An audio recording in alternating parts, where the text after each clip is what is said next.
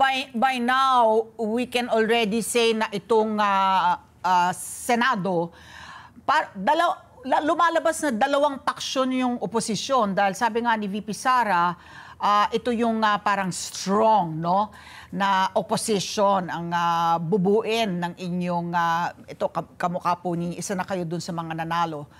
At meron ding faction, itong si Senator Risa naman, si Kiko Pangilinan at si Bam Aquino. At kayo naman din, tatayo ding oposisyon sa Senado. Tama po ba yun? Correct. Correct.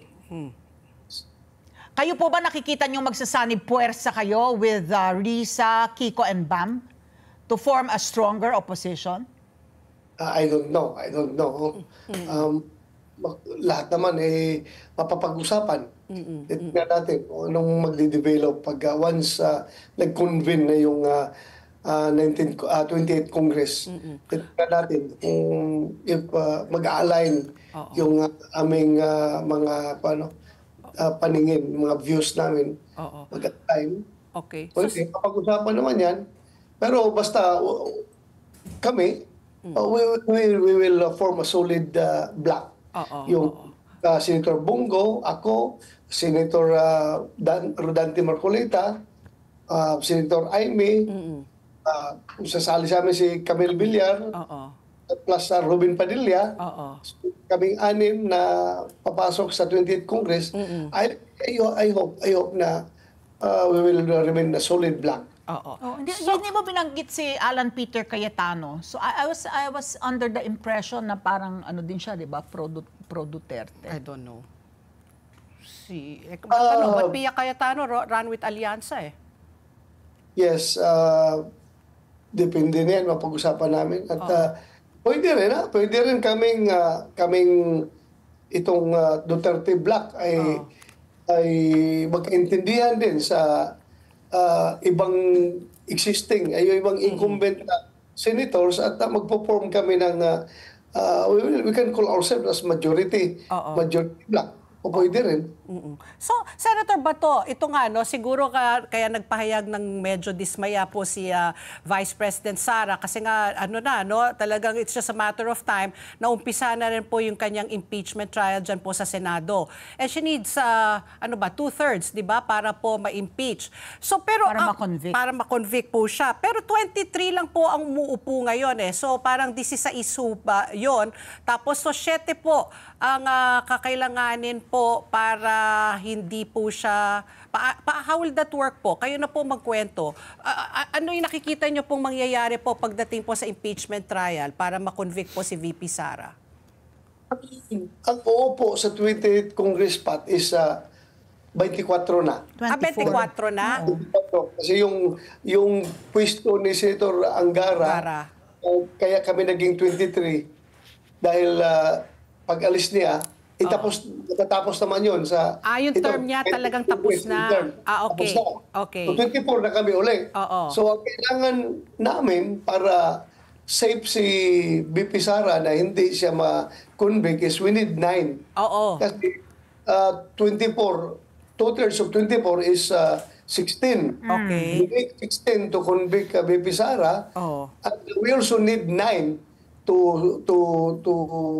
save VP Sara. So kung may 9, ang maiwan is 15 na lang sa kanila. So hindi na po yung number na 16. So we need 9 na natututol, na hindi siya i-convict. Yeah. So yung 6 na sabi niyo nga, yung Duterte Block, medyo safe na po yan. So kailangan nyo pang lumigaw ng 3 mula sa kabila para po maging safe si VP Sara po. Liligaw talaga. I mean, di ba? Kasi that's a political exercise. Sabihin na lang natin na base na lang sa ebidensya. That the House prosecutors, the prosecutors will present. Tama ho ba yun, May ligawan bang mangyayari? We can, although we want to stay apolitical and as neutral as can be, since mandato natin yan to sit as judges, no? But then we cannot deny the fact that these 24 senators are political animals. Oh. So, lalabas at lalabas yung kanila mga personal biases dyan pagdating sa ganung bagay. Let's face it, impeachment is a political process. Exercise, Hindi judicial. It's not a judicial process. It is a political process. So, lalabas at lalabas yung kanilang mga individual biases. But then again, knowing the 24 congressmen, we call ourselves as 24 independent republics na hindi talaga yan pwedeng diktahan, hindi yan sila pwedeng ma-impluensya pagdating sa decision making. So may sariling decision yan talaga. And who knows na yung sabihin nyo na loyal sa mga Duterte, pag makakita ng very compelling evidence na pwedeng mag-convict sa nasasakdal, ay pwede magbago ang kanyang boto. And who knows also na yung sinasabi mo na loyal sa administrasyon, like we call them mga loyal kay BBM, pag nakita nila na very weak yung mga ebidensya na ipipresenta at hindi sila makukonbinse, baka mamaya magbago, they will vote for the exoneration of Inday Sara, of the Vice President. So, hindi natin malaman talaga kung anong mangyari dito. Muntik pa naman ako maniwala kay Senate President Jesus Cordero na uupo kayo with the cold neutrality of an impartial judge. No, so parang as much as we can, we have to be neutral and apolitical pagdating sa impeachment.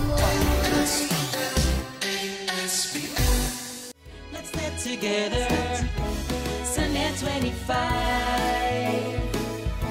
Sunday 25.